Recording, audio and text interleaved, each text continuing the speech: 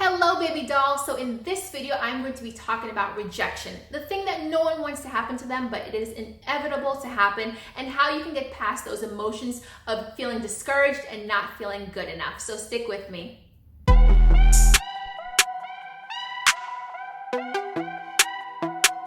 Hey, it is your girl Kamla-Kay again, coming to you with another video. This one is all about confidence and rejection. We get it all the time on a daily basis sometimes, and sometimes it's really hard to handle it, and sometimes we take it personal. So let's talk about it together.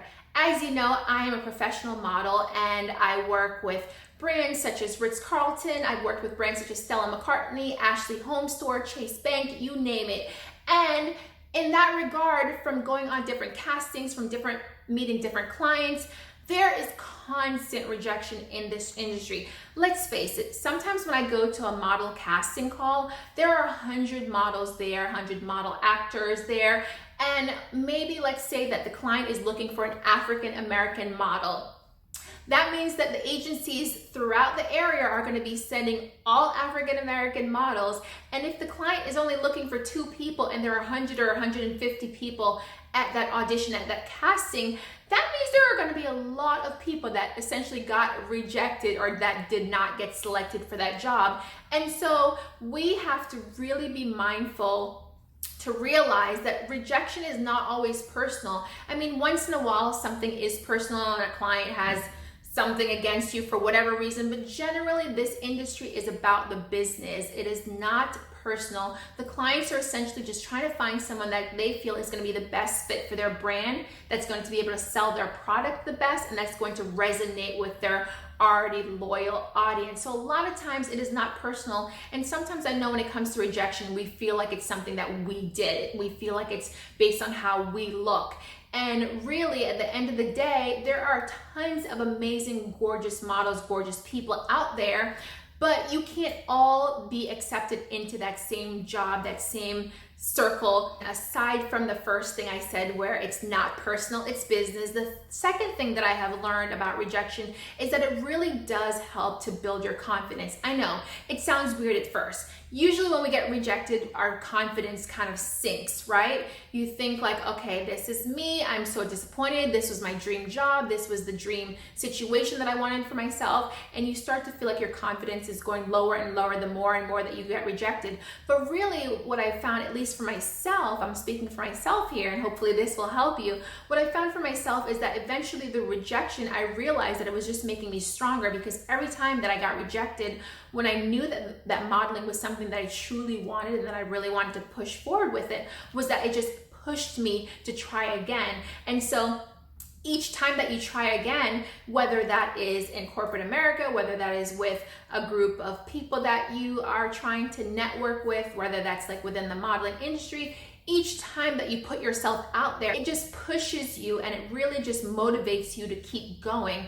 And eventually, as you keep going, you just realize that you have this potential, you have this ability to not give up on yourself. One of the things I did was surrounded myself with people who had similar goals and aspirations as I did. So for instance, when I went to model casting calls and there were 100 other models, black models, that looked like myself, and the client was only going to be picking 2 of us, instead of sitting in the corner with my headphones on and being antisocial because I think all these people are my competition, I stopped thinking about them as my competition and started thinking of them as people that were in the same boat as me, people that were experiencing the same emotions that I was in that moment. And so I decided to network with those people, to build a network, a support group of other people who understand you and who want to motivate you, because when you see someone else moving forward and booking a job, that's just going to motivate you that, oh my gosh, they can do this, why can't I? Especially if you have similar looks and you see them being successful, you realize that you also have that same potential. When it came to rejection, another thing that I realized that was super important for myself was journaling. I'm sure you've heard of doing positive affirmations, and that is super important. I know sometimes it is talked about so much and people think it's like hocus pocus or whatever, but I find that every day, or even if you don't do it every day, you can write it in a journal, you can write it in your cell phone, but find 5 things that you can write down to be grateful for. And it doesn't have to be something elaborate. You can literally say, I'm so grateful that I went to work today and I didn't get fired, or I'm so grateful that I did get an email back from a modeling agency. When you get an email back from an agency and they say, you know, we're not really interested in your look, even in that rejection, you can still be thankful and grateful that they at least responded to you, because a lot of agencies don't even respond at all. So write that down as something that you are thankful for, that you at least have an answer and now you can move on to another agency. So journaling is super important for building up your confidence. Also, when it comes to journaling, write down the things that you want to achieve. So when you put out positive energy tends to come back to you. So you want to write the things that you want. Don't focus on the things that you don't want. Focus on the things that you do want and write those down as part of your journaling. And then also taking it personal in the sense of making this your own journey. No one else is going to make this happen for you. In the modeling industry, this is something that you have to go after for yourself and that you have to put in the time and the energy for. So start by doing your journaling, start by writing down what you're expecting to achieve, and then give yourself tangible goals that you can work towards.